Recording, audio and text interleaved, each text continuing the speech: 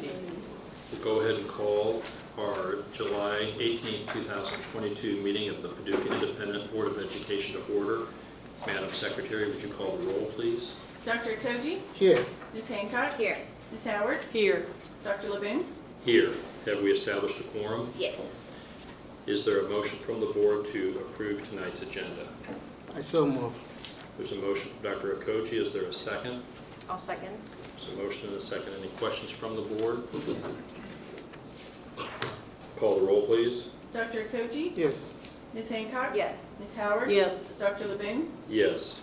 If everyone would please rise. Dr. Scheibel, would you lead us in the pledge?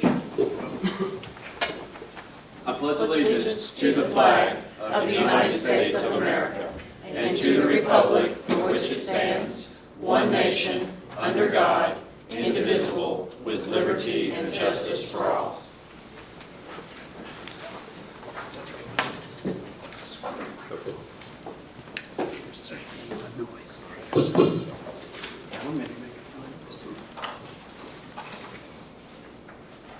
First item on our agenda is item 3.1, Will Black, Assistant Superintendent. This is a report on student achievement.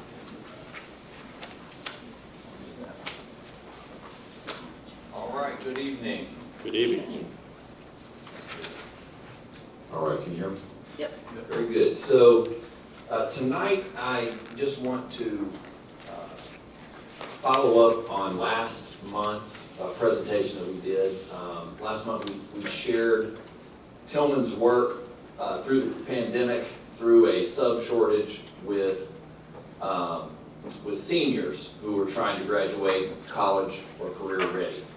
And they, if you remember, they were able to be creative with the schedule in a way to integrate a lot of those interventions into the senior math class, the senior English class, and so on. And that really it really helped, and it allowed us to gain back a lot of the learning that was temporarily lost during COVID.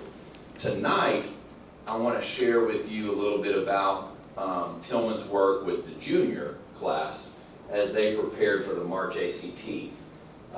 And so, just to remind you about the situation, and all through the year we wrestled with substitute shortage. That, of course, is true of every district. All school districts really struggled with having enough subs, especially during the Omicron wave of cases, as well as Delta before that. But what that means in practical terms, you think subs, how does that impact a regular teacher's schedule or the interventions you might do with kids?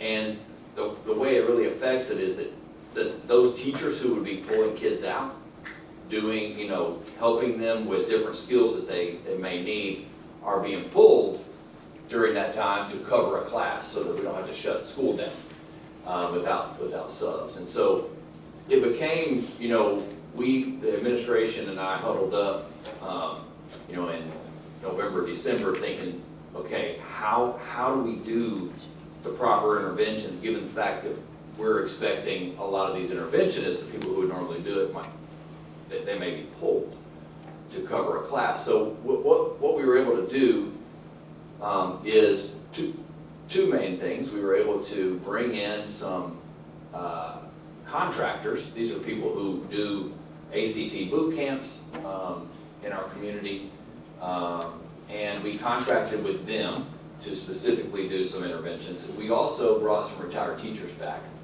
and they really focused in large part, I shared this with you last month, but most of their focus was actually on juniors, trying to help juniors, again, close those learning gaps from the previous year. We knew there were some significant gaps because we had some diagnostic tests early in the year that mimicked the ACT, old ACT tests, and we saw a lot of those gaps up front, so we knew they were there. And so anyway, tonight I want to share that work, and I want to thank Tilghman, because this was not easy to, we're not where we want to be. There are still gaps, but we were able to improve, and that's due to a lot of hard work. You can see here Tilghman went up, this is the average ACT score, so it doesn't seem like much, but it went up 3 points, which for an average score, that's pretty good, especially in the face of COVID.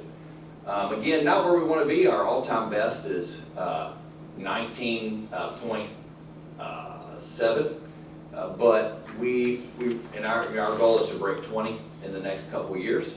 But I was really happy to see that we actually went forward. This number is probably artificially high because we actually had a number of students who did not test last year. They didn't come and take the test because they were all virtual. It was not mandatory to take the test. So that score, there's a number of students who are not accounted for in this score. So it probably was a little bit lower last year than what it appears. So I also want to share the ACT composite scores by ethnicity. And you can see we still do have an achievement gap.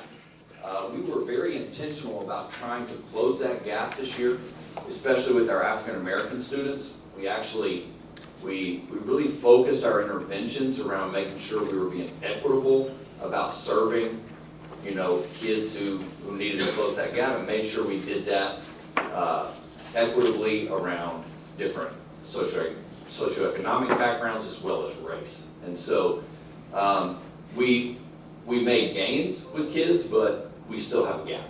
And so our focus for the next year is really around those gaps, learning gaps in general for all kids, but also bringing equity to this to where you're seeing very consistent averages across all subgroups. And again, this is the whole school, this is overall, that one column. Here's the breakdown by subject. So there are 4 subjects in ACT. One is English, then reading, math, and science. And so you can see here reading was the highest scoring area, and the lowest scoring area is math. We're not surprised by that because math, of all the subjects, math took the greatest hit during COVID. We had more persistent learning gaps in math due to the nature of the subject. In reading, a lot of the skills are spiraled year over year, so that means that you may learn main idea every single year of your schooling. It's just that it occurs at a higher reading level. So kids can much more easily plug the gap in reading than they can in math. There are still gaps across the board, but again they're improved. So a lot of our focus was on math, and while it's improved, it's not where we want it to be. So we still have some more work to do. So what do we still have as options for students, juniors? Well, the first is that we are going to continue that system of academic intervention starting early, like the first day of school, if possible. Remember, the first week of school. As soon as possible, we're going to get kids who need that intervention. We're going to help them get pulled out, and we're going to connect them. And again, we're going to leverage some retired teachers if we can. We're also going to continue to try to contract with people who do ACT prep all day. And again, that's to combat any future teacher shortages. I'm really hopeful that we're moving out of this now, but just in case, we want to be prepared. Because, and I'm going to skip down here, because of the pandemic and because of these gaps that I'm talking about that have occurred statewide, all seniors will get a free ACT this fall. So in other words, that's actually paid for by the state of Kentucky, but all seniors will get an extra chance to go ahead and take that test for free. We're going to do all that we can to try to prepare those who've not yet hit the benchmarks for that opportunity. So the other thing that we're going to do is we're going to continue using the model with math that we used last year that really worked, and that is we've really aligned our senior math course around the priority skills that are necessary to become college ready. That means, and in these cases, the students have taken all the required math so that their senior year, that math can be really tailored to preparing them for college readiness. And then we will continue to do the boot camps that we've done in the past for juniors. Those boot camps actually are free to kids, and all kids do participate. And we will continue to utilize resources from the community to help with that. The last thing I want to tell you is that we now have set up Paducah Tilghman to be an ACT testing site. And this in the past has been a big barrier for us because it's, in order to take the ACT again after the junior spring, after March of your junior year, it used to be you had to go all the way out to WKCTC to take that. And it would cost money. We would help support kids so that they wouldn't have to pay that. But it involved transportation, it involved a variety of things. We've removed those barriers now, so that Tilghman, you can take an ACT every fall and every spring at Tilghman now.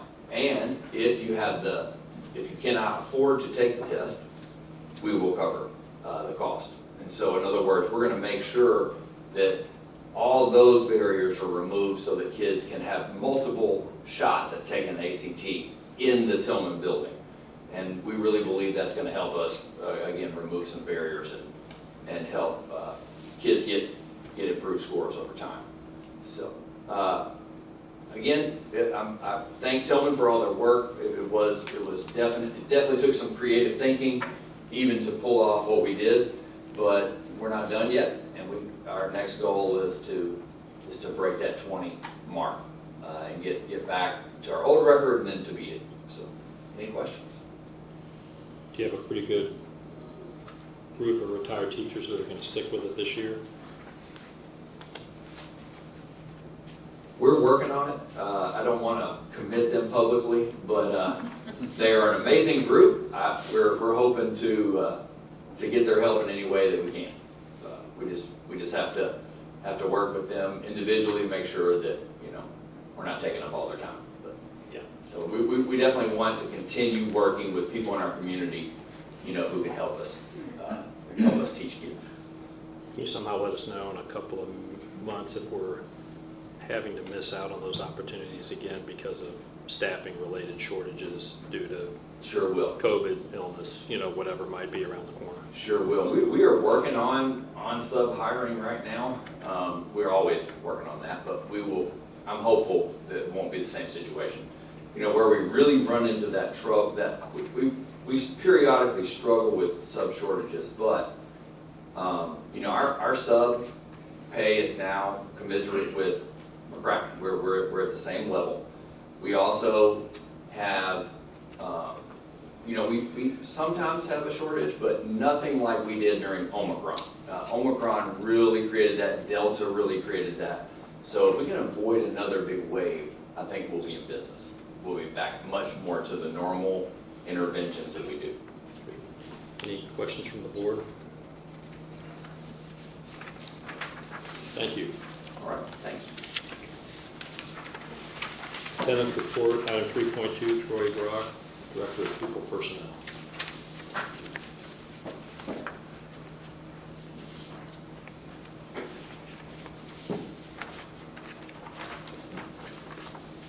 Just a second to get set up here.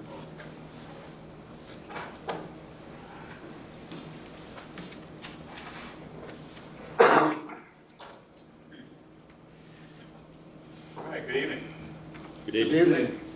What I'm going to be reporting to you is this month is the kind of a wrap up. This is month 9 and month 10 of the attendance month. So month 10, just for reference, it only includes about 7 days of, and I think fewer than that in this case. But in total, about 29 instructional days, and we'll get to that in just a second. First, I want to point out our enrollment trends as we see that over the course of the year. And you can see we've had some slight decrease in enrollment over the year, which is not unusual. And when looking at the difference between 2909 to 2832 to the end of the school year, we can see most of that is around the high school level. We anticipated some of that. We've got some students I know that went to choices and graduated. We've had a few dropouts, which we're not happy about, but we're always striving to minimize, if not reducing, to a zero on dropouts. But a lot happens where students just suddenly disappear. And we call those W-24s, whereabouts unknown. But we'll start hunting those down again once the school year starts up and see if we can't bring some of those back in or find out that they've enrolled in other locations. So overall, I'd say we've remained relatively stable in terms of our enrollment. Attendance percentage-wise, for the month, of course not everybody's here, that's all right, but I do want to point out that the highest percent attendance for the month 9 and 10 is Clark Elementary School at 95.56, which they are right at the bubble of our district goal of 96%. I'm going to talk here in just a minute about some strategies that we're looking into the 22-23 school year to start bringing these numbers up and putting an emphasis back on attendance. Because if we talk about, as Will talks about, as far as the learning aspect of that, if they're not in school, they're not learning. So that's my highest priority is first and foremost is to get them to school. Secondly is, you can see it's Morgan Elementary School at 94.58, and then as we go down, McNabb at 92.04, 91.94 for Paducah Middle at 88.45. That might seem like a drastic, sudden drop there, but a lot of that is because of seniors. The last school month, a lot of them are, there's a lot of processes in place, so they're not there to accumulate the percent attendance. So that's why we have that sudden drop there. And then choices at 76.01%. So, excuse me. The data, as we can see, is a summary of what I just kind of told you about. ADA is really what I like to point out here is, of course, we're not counting this ADA. We're starting next year with the ADA, and we'll start give you a much more intense look at that as we go into the next school year, because we are counting attendance for ADA purposes next year. But for the for the school month, we had 2607 when adjusted for half-day kindergarten, and that's one of the great things next year is we're having full-day funded kindergarten, so that will not be on there. We're not taking half of that off. We're going to get the full funding for that, as well as the ADA funding is going up to $4,100 per student. So that's going to be a benefit to us. And then we will have a few non-contract students. I know you all have approved a board policy for children of district employees, maybe that don't live in our area. So those won't count. We won't get funding for that. However, that is an incentive for people who are employed here to bring their children here. And then cumulatively, when we adjust for all that, we have a cumulative ADA is 25.52, 0.46. And the big number to look at is our end of year percent attendance, which was 93.41%. Our district goal is 96%. So not a bad number, not where we want to be. And so looking into how we can improve those strategies or put strategies of improvement in place so that we can get that number up. I want to talk about that just briefly and kind of give you some heads up. One of the first points is to improve family engagement. That is something that across the nation that has been an impact, is how do we get families more involved, more engaged into the educational process of their children, but also within the community of the schools. And so with that is, you've heard Kimbo, and all of our parents know what Kimbo messaging is. But using that tool more as a family engagement tool, not a sit and get kind of tool. Not where you get the canned message of your student today did this, but it actually says, Johnny today did this, or why don't you ask Susie today about what we learned in health class. And so engaging our families at home, I always think a dinner table conversation is one of the more important ones. And I like the idea that somebody put out was like, imagine in health class today, students learned about how to do CPR, which is a requirement for graduation. So a message that your parent gets today, it says, ask Johnny, Billy, Susie, whomever your child is, but it actually gives them their name. It says, ask them about how the heart circulates blood through the system, And now you're getting conversations about what they learned in school that day versus, today your child has an 85 in class, 85% in this class. So getting our families engaged through messaging is important. Also, increasing parent portal usage. One of the big things is everybody has to register online. And through registering online, you have to go into parent portal if you're a returning student to get that done. But a lot of our families think that that's all it's for, is I register my student, I'm done, I don't have to use it any longer. Well, in all actuality, they have grades, they have their attendance they can follow, look at assignments, message their students' teachers. I know middle school has activated the behavior aspect of that, so now students and parents at middle school will know if their child was in a behavior incident that they were involved in it, and know beforehand that what's going on with their child. And so that is something that our parents need to be more involved with, and the research suggests also that the more students are involved with using a tool like Parent Portal, the more likely students are to improve their academic achievement. So it is very important that we improve that percentage. Another bullet point is improving our attendance monitoring. With COVID and with the way the ADA was funded, it was hard to monitor a lot of that attendance as well as enforce a lot of the attendance. So that's going to be a change going forward, more intervention and more prevention. So a little of both.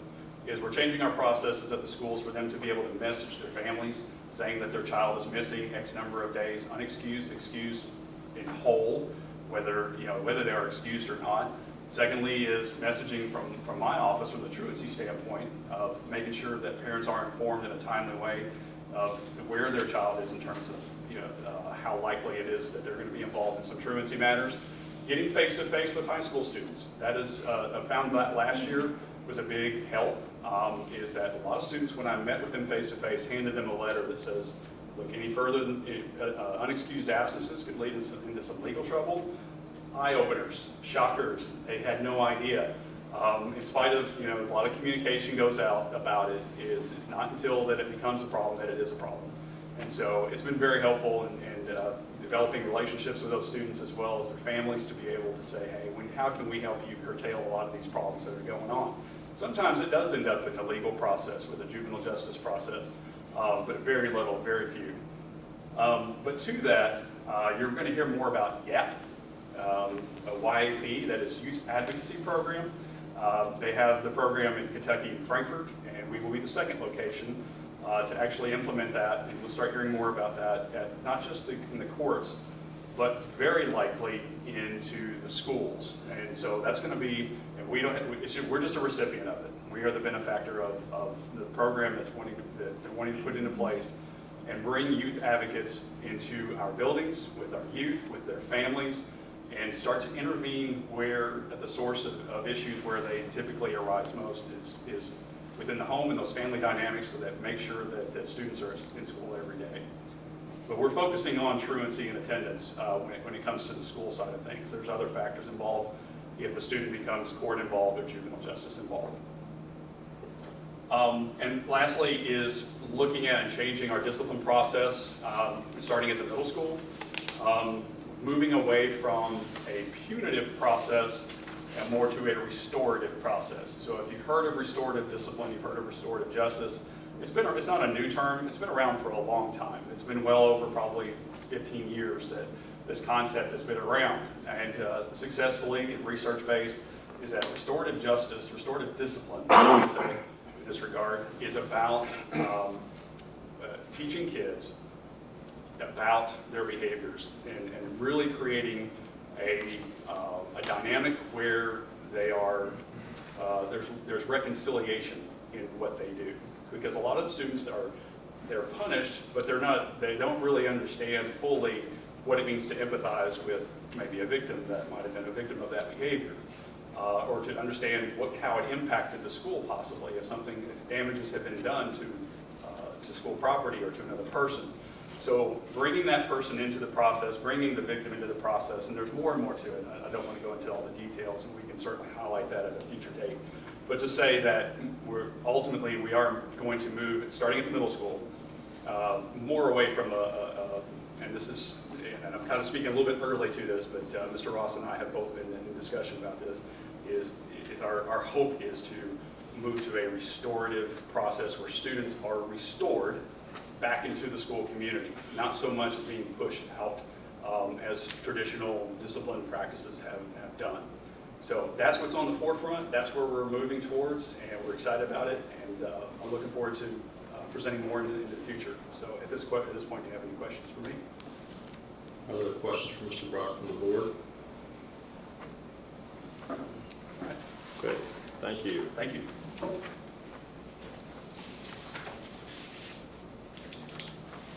This is item 4.1. This is an opportunity for oral communications from the audience regarding items which are included on tonight's agenda. Typically, we've been asking people to sign in out front. Nobody's delivered a sign-in sheet, but I don't know if anybody did or didn't. Take 4. I'll go check it. Thanks. But if nobody did sign in and you're here tonight and you would like to speak on an item that is included on tonight's agenda, please feel free to come to the podium. You can do so now. It's blank. Okay. Hearing none, this is an opportunity, item 4.2, for oral communications from the audience regarding items which are not included on tonight's agenda. And again, same thing, if you didn't sign in but have a desire to speak, you can come to the podium.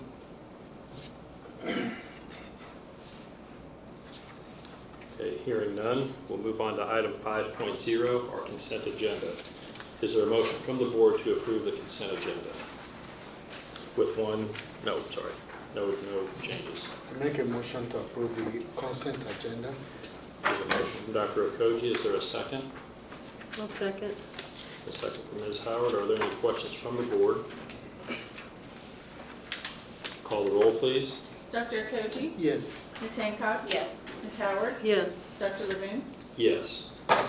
Item 6.1, change order BG 22-297. The superintendent recommends that the Paducah Board of Education approve the following change orders for Paducah Tilghman artificial turf install and track resurface project, which is BG 22-297. Soil modifications, $122,112. Pole vault replacement, $24,064.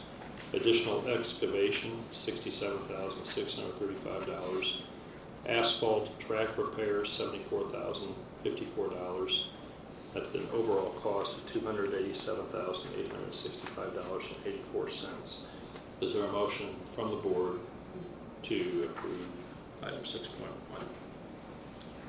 Make a motion to approve item 6.1. Is there a second? I'll second.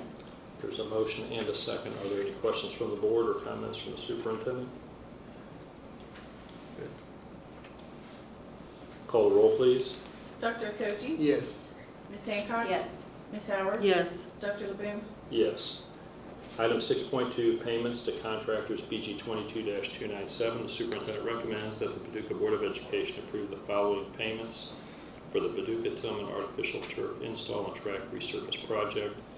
Pay application number 2 to Hellas Corporation for $287,397.58, and a payment to JRA Architects for $4,169.72. Is there a motion from the board regarding item 6.2? I'll make a motion we approve item 6.2, payments to contractors, BG 22-297. Is there a second? I'll second. And there's a second. Are there any questions from the board? This work has been completed, right? That we're paying for? Yes, sir, they are, sorry, it seems like Yeah, there's there's a a buzz buzz tonight. tonight. This week we're trying to fix it, so I'll do this since we're trying to make all local. But yes, it's been done. We expect a test on Thursday for the water runoff and to make sure that it's going into the proper flow out. If that happens, I think we'll start with the next step would be putting the pad on relative to the shock absorption to ensure safety for concussions and ankles and knees, that sort of stuff, and then the turf will come on there right after that. So we're getting close, and we're also getting close to our first game. So it's going to be tight. We'll see. Keep them working. If there's no questions from the board, call the roll, please. Dr. Okoji? Yes. Ms. Hancock? Yes. Ms. Howard? Yes. Dr. Levine? Yes. Item 6.3, proposals, BG 20-236. The superintendent recommends that the Paducah Board of Education approve the proposal for commissioning agent to performance commissioning agency in the amount of $18,040 and the proposal for testing and balancing to Synergy Test and Balance in the amount of $18,498. This is regarding BG 20-236 Head Start Preschool Project. Is there a motion regarding item 6.3? Make a motion to approve item 6.3. There's a motion. Is there a second? One second. Are there questions from the board? Call the roll, please. Dr. Koji? Yes. Ms. Hancock? Yes. Ms. Howard? Yes. Dr. Levine? Yes. Item 6.4, payments to contractors, BG 20-236. The superintendent recommends that the Paducah Board of Education approve the following payments for the Head Start Preschool Project. This is payment application number 6 for $20,965. Payment to JRI Architects for $11,270, and to Bacon Farmer Workman Engineering for $810.50. Is there a motion to approve item 6.4? I'll make a motion to approve item 6.4. Is there a second? I'll I'll second. second. There's a motion and 2 seconds. Any questions from the board? Call the roll, please. Dr. Koji? Yes. Ms. Hancock? Yes. Ms. Howard? Yes. Dr. Levine? Yes. Item 6.5, payments to contractors, BG 22-155. The superintendent recommends that the Paducah Board of Education approve the payments to Ascendant Facilities Partners, LLC, for the Guaranteed Energy Savings Contract Project, which is payment application number 3 for $2,101,946, and direct purchase order log number 2 in the amount of $320,684.40. So our motion to approve item 6.5.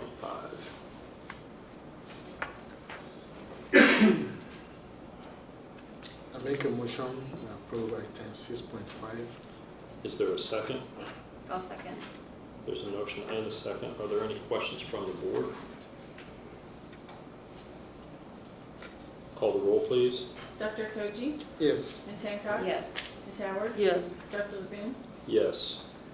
Item 6.6, amendment of board policies. This is KSBA policy update. This should read number 45 instead of number 44 for second reading. The superintendent recommends that the Paducah Board of Education receive for second reading and approval of the KSBA policy service update number 45 as recommended. Is there a motion to approve item 6.6? I'll make a motion we approve item 6.6. Is there a second? I'll second. Are there any questions from the board? Call the roll, please. Dr. Koji? Yes. Ms. Hancock? Yes. Ms. Howard? Yes. Dr. Levine? Yes. Item 6.7, amendment to board policies. The superintendent recommends that the Paducah Board of Education receive for first reading the amendments to board policy 03.122 and 03.222 to include the observance of Juneteenth holiday. Is there a motion from the board regarding this amendment to board policy? I'll make a motion we approve item 6.7. Is there a second? I'll second. There's a motion and a second. Call the roll, please. Are there any questions from the board? So we're going to observe Juneteenth moving forward every year. Yes, sir, we did that this year, and this is just updating our policy too, that we'll have a second meeting next month in August, just to formalize that and communicate that to KSBA to ensure that it gets into that, keep our policies on line, so. Gotcha. Any other questions or comments from the board? Call the roll, please. Dr. Koji? Yes. Ms. Hancock? Yes. Ms. Howard? Yes. Dr. Levine? Yes. Item 6.8, amendment to superintendent contract. Consideration of amendment to the residency requirement outlined in the superintendent's contract. And the amendment would read in the following way. Amendment to residency requirement, this is section 6, subsection H of the contract, is deleted, which required residency within the school district. And now item H in this section of the contract regarding residency requirement would read, the superintendent shall be required to reside within the city limits of Paducah, Kentucky. Is there a motion from the board to approve this amendment to the superintendent's contract?